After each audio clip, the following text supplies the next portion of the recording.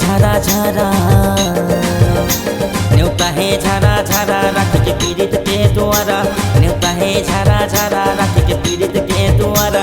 अरे दीदी भैया सब देखे जाऊ जीपी संडे की रे औ तारीख है 26 जीपी संडे की रे औ तारीख है 26 सातम सबरी माता के दर्शन पावो सातम सबरी माता के दर्शन पावो। न्योता ही झरा झरा न्योता ही झरा झरा राखी के पीड़ित के द्वारा न्योता ही झरा झरा राखी के पीड़ित के द्वारा।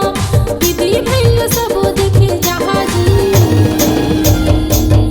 जीपी संडे की औ तारीख है 26 जीपी संडे की औ तारीख है 26 सातम सबरी माता के दर्शन पावो सातम सबरी माता के दर्शन पाजी।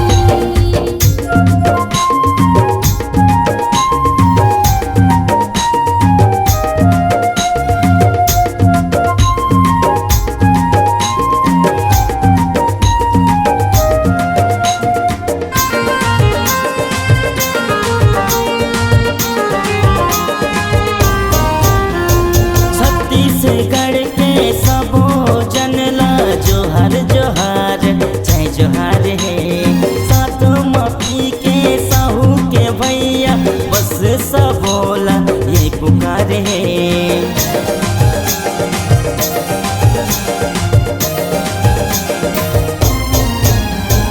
छत्तीसगढ़ के सबो जनला जोहार जोहार जय जोहार है सातम पी के साहू के भैया सबो जनला ये पुकार है। सनत के है लिखावा एक पर जाके देख आवा सनत के है लिखावा एक पर जाके देख आवा।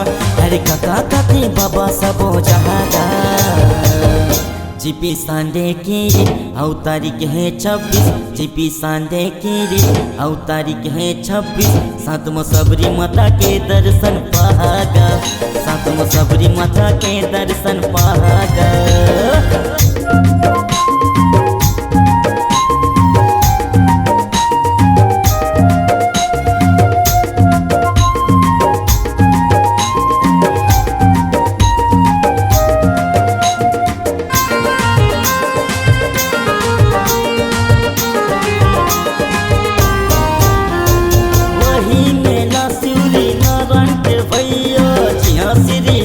जुटा भोर खवाए तो राम बसे है निर्मल गंगा दीदी महानदी कहाए।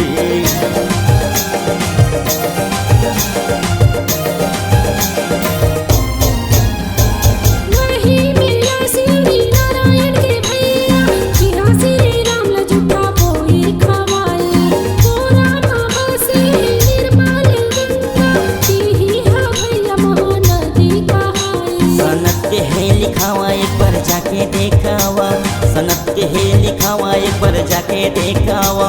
अरे मामा मम्मी सब देखे जहाजी जीपी संडे की औ तारीख है 26 जीपी संडे की औ तारीख है 26 सातम सबरी माता के दर्शन पाजी सातम सबरी माता के दर्शन पाजी। न्योता ही झरा झरा राखी के पीड़ित के द्वारा न्योता ही झरा झरा राखी के पीड़ित के द्वारा।